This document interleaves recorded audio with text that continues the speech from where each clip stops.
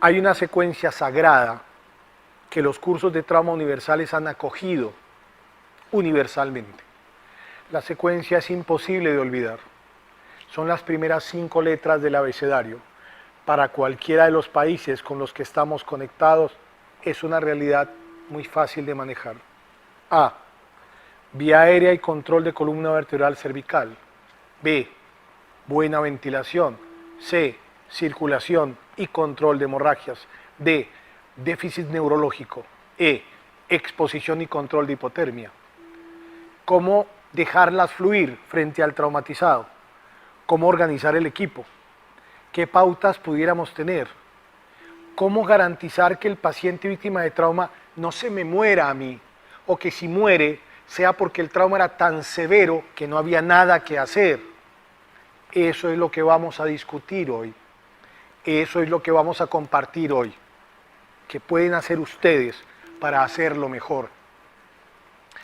Siempre que tengan una víctima de trauma, el precepto inicial, vía aérea y control de columna cervical. La vía aérea en general deben garantizar que el paciente esté despejado, que su lengua no esté edematizada, que no tenga muchas secreciones, que esté saturando bien, que la columna vertebral cervical esté protegida. Tomar la decisión de si van a intubar o no, si van a hacer una secuencia de intubación rápida o no, de la cual hablaremos un poco más adelante. Y cuando toma la decisión de intubar, que la persona que lo haga sea el de más expertismo. Cuando intubamos un paciente con trauma, paciente en apnea, paciente con quemadura de la vía aérea, paciente con Glasgow menor o igual a 8, porque no va a poder defenderse en su vía aérea en general, pacientes que tengan abundante secreción sanguinolenta y en quienes sea imposible manejar la vía aérea por otro medio, pacientes que respiran a menos de 8 o a más de 32, son pacientes en que usted tiene que considerar seriamente si los va a intubar o no. Va a hacer un manejo muy integral y muy rápido y va a tomar una decisión definitiva. Y al tomar la decisión de intubación, buscará el mejor camino para ello. En la buena ventilación, hay que tener claro que el paciente puede ser víctima de un desenlace fatal si un neumoatención no es detectado a tiempo, si un hemotórax masivo no es detectado a tiempo, si un neumotórax abierto no es detectado a tiempo, si un taponamiento cardíaco no es detectado a tiempo, si un tórax inestable no es detectado a tiempo. Taponamiento cardíaco, neumotórax a tensión, hemotórax masivo, neumotórax abierto, tórax inestable. Hay que detectarlos y hay que manejarlos. ¿Cuál es el manejo de cada uno de ellos? El neumoatención usted lo va a drenar por el método más eficaz a su alcance. El hemotórax masivo, un tubo de toracostomía, y si drena más de 1500 de sangre, irá a cirugía, absolutamente. El tórax inestable, manejo con analgesia y oxigenación. Si es declarado en falla respiratoria, será intubado y manejado con ventilador y con otros parámetros adicionales. En el componente del paciente con neumotórax abierto, usted deberá cerrar el defecto y colocar un tubo de tórax. En el componente del taponamiento cardíaco, el paciente irá a una esternotomía o a una toracotomía. Y quisiéramos ser muy gráficos con casos reales que hemos tenido para que eso quede más claro para ustedes. Pero quiero insistir en que en el primer componente, vía aérea y protección de columna cervical, y en el segundo, buena ventilación, el enfoque es detectar y solucionar situaciones que amenazan la vida. Si el paciente va bien, vamos tranquilos, pero la inspección, la palpación, la percusión, la auscultación torácica son sagrados. La tendencia en el mundo es a meter esos pacientes en estudios radiológicos sin hacer examen físico. Hay que tener mucha precaución. No confíen tanto en la tecnología porque no ha demostrado ser superior a un excelente examen físico en muchas ocasiones. Ténganlo muy en cuenta. En el componente circulatorio, usted tiene que detectar si hay sangrado externo activo, y si hay sangrado externo activo, contrólelo. Haga compresión, solucione el problema.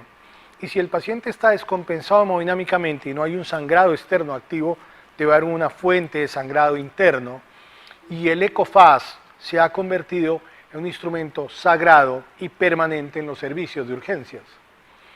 En el Hospital Universitario del Valle, donde tengo el privilegio de trabajar, es una realidad que el ECOFAS ya es la mano derecha permanente del residente de cirugía, del cirujano, del emergenciólogo y del equipo de trauma, para valorar colecciones pericárdicas, colecciones torácicas, colecciones abdominales. Y es parte del estetoscopio que manejamos hoy en día. Si usted tiene un sangrado interno, va a tener que determinar si su paciente es quirúrgico inmediato o si puede esperar un poco. Vamos a discutir un poco con casos reales al respecto. Y quisiera insistir en la C, en algunos elementos nuevos que han ido configurándose para el trauma. Este A, B, C, D, E lo estamos integrando a cosas nuevas.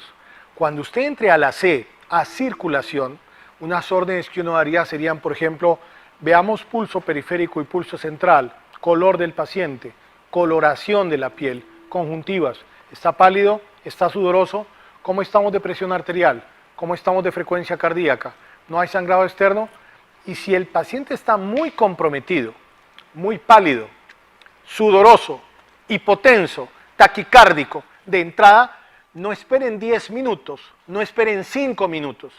En el primer o primeros 2 minutos de una orden crítica. Reanimación hemostática en trauma. ¿Qué es eso? La literatura ha sido contundente y cada vez nos ha enseñado más. Cuando un paciente ingresa a un hospital con trauma complejo, tenemos un chance, un 25 a 30% de que ya entre coagulopático. Grábense esto en la cabeza.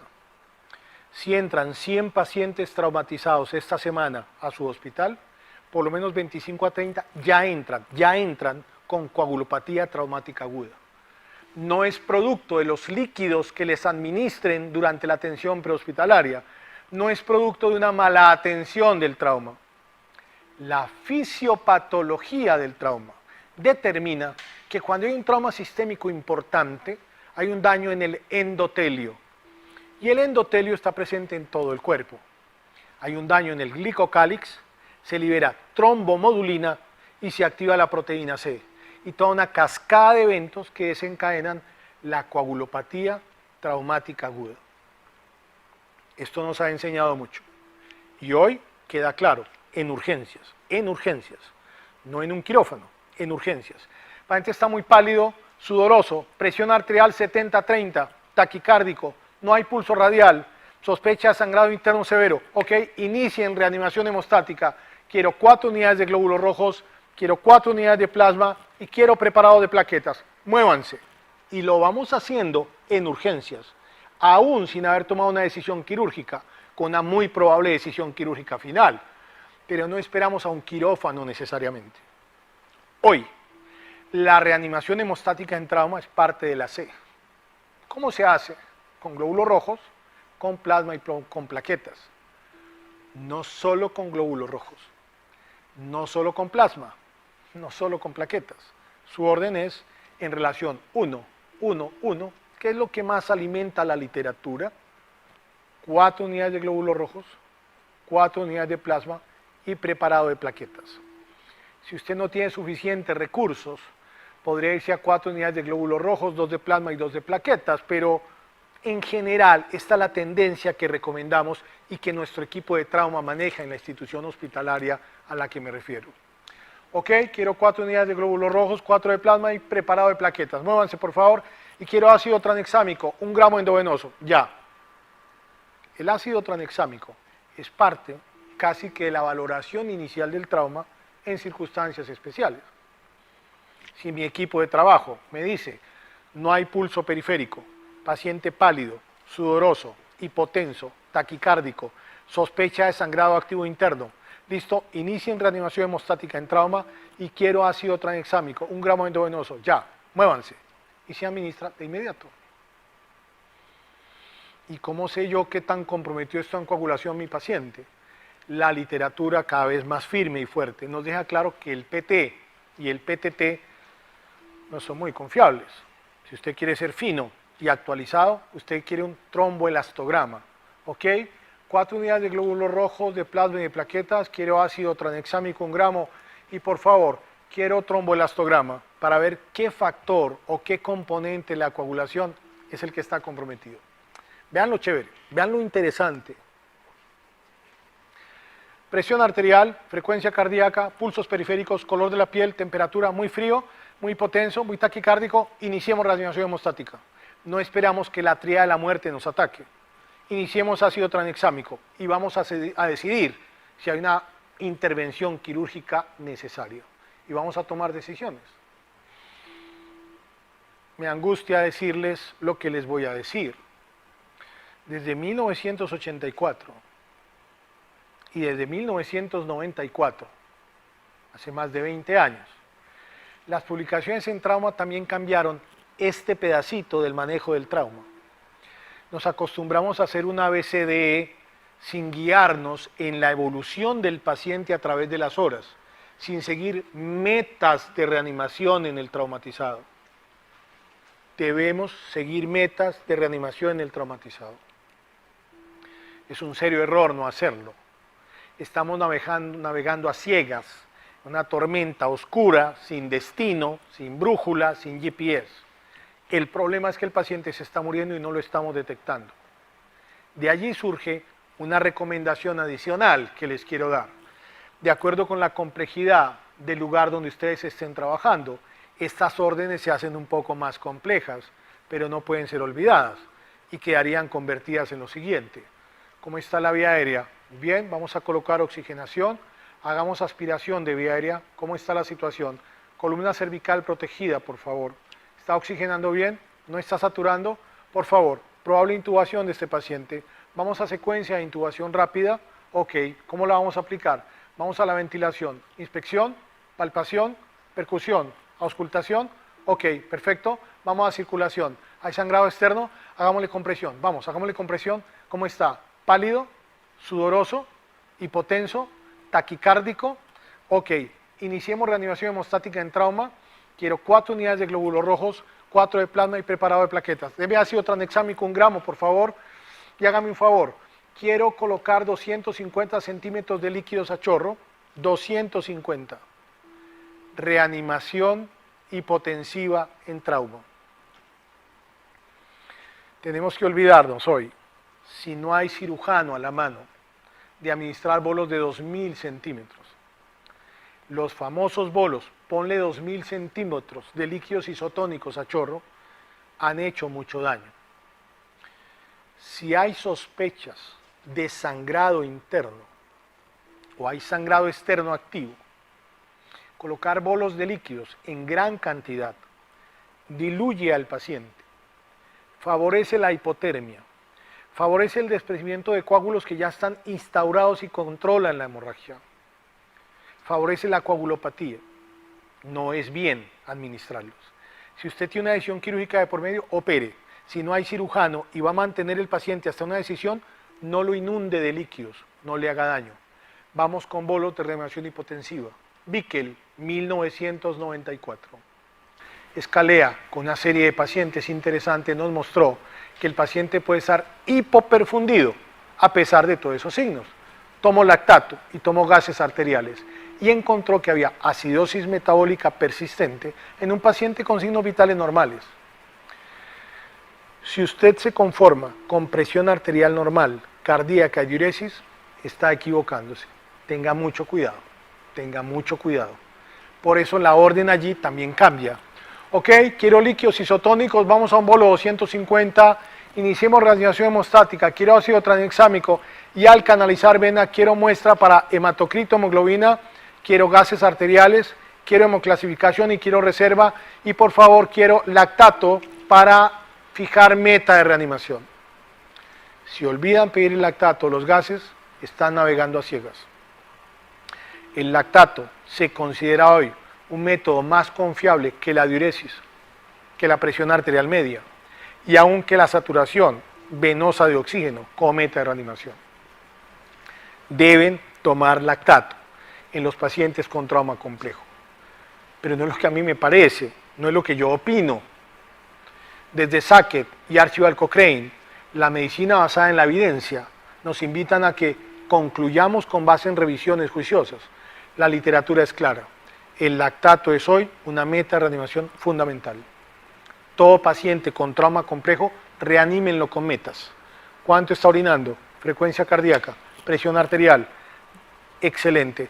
¿Cómo vamos de lactato? ¿Cómo vamos de gases arteriales? Su lactato inicial no es muy confiable como primer valor. La importancia de hacer la evolución del lactato a través del tiempo. Y su meta es que el lactato se normalice en 24 horas.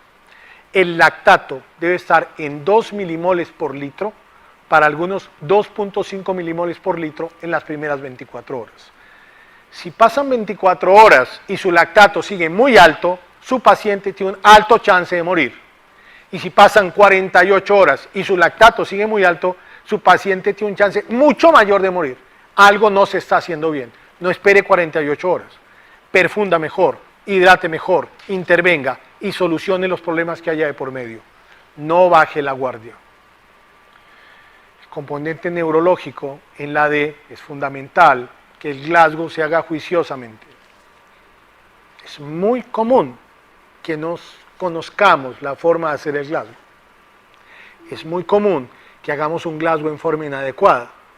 Es muy común que no miremos las pupilas y es muy común que no miremos la focalización. Apertura ocular, respuesta verbal, respuesta motora. 1 a 4, 1 a 5 y 1 a 6. Mejor Glasgow posible, 4 más 5 más 6, 15. Peor Glasgow, 1 más 1 más 1, 3. Todo Glasgow menor o igual a 8 es un paciente con trauma craneoencefálico complejo, severo, y justifica intubación y muchas medidas muy particulares. Pacientes con midriasis, bilateral o unilateral, justifican manejo muy cuidadoso. Y quiero llamar la atención en una situación de la D que no puede confundirlos tampoco. Hemos tenido casos de pacientes con trauma muy severo, con midriasis bilateral, hiporreactiva, choqueados, hipotensos todo el tiempo, en donde el cirujano informa, ok, ese paciente no tiene pronóstico, midriasis bilateral, hiporreactiva, déjenlo allí, esperemos a ver si mejora de la cabeza para intervenciones adicionales. No se equivoquen. Midriasis bilateral hiporreactiva en trauma, ojo, hipoxia puede originarlo, hipotermia puede originarlo, shock profundo puede originarlo, intoxicaciones pueden originarlo. No desechen la atención de ese paciente por pupilas midriáticas no reactivas. Tengan mucho cuidado, hagan un Glasgow muy cuidadosamente y miren si está focalizado el paciente. Sin olvidar que una convulsión de novo, sin antecedentes convulsivos, en un traumatizado es una focalización. Clarifiquen cuando llevan a scan a su paciente y cuando manejan el equipo de neurocirugía en ayuda permanente para el abordaje integral de él. No olviden su exposición completa y el control de la hipotermia en la cual puede entrar el paciente. Miren las axilas, el periné, la región posterior del cuello. No dejen ninguna parte del cuerpo sin valorar. Es fundamental que lo hagan. Esa es su valoración primaria. Siempre con bioseguridad, siempre trabajando en equipo, siempre pensando en la sobrevida del paciente, lo cual es nuestro objetivo fundamental. Sabato escribió que donde hay dolor existe un territorio sagrado. Todo escenario donde atendamos trauma es un territorio sagrado. Debemos enaltecer ese escenario, trabajando con disciplina, con organización, con entrega por el paciente que nos necesita, de la mejor forma posible. Este es uno de los elementos que queremos usar para eso.